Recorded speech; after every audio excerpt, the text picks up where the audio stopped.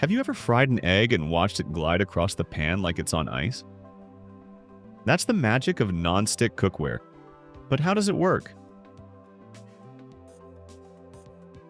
What makes food slide off so easily? And what's the science behind that slippery surface? Let's dive into the surprising world of non-stick pans.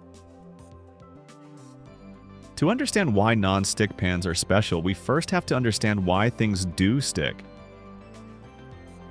When you cook, heat causes the proteins in your food, like eggs or meat, to bond with the surface of the pan.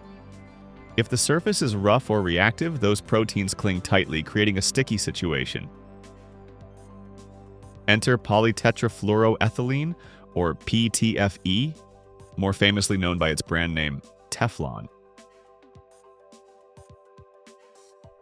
Discovered in the 1930s, this material is incredibly slippery at the molecular level. It has a low surface energy, which means other molecules, like those in food, don't want to stick to it.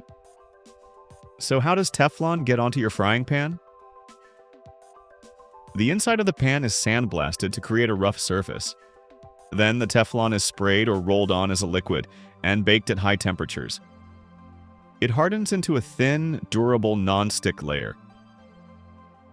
Non-stick pans work great, but they come with some warnings. If you overheat them, usually above 260 degrees Celsius or 500 degrees Fahrenheit, Teflon can start to break down and release fumes.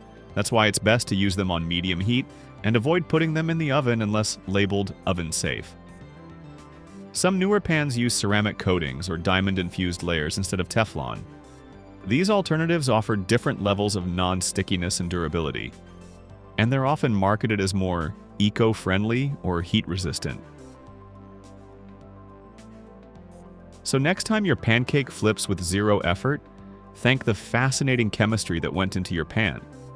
From slippery molecules to clever coatings, non-stick cookware is a perfect example of science solving an everyday kitchen problem.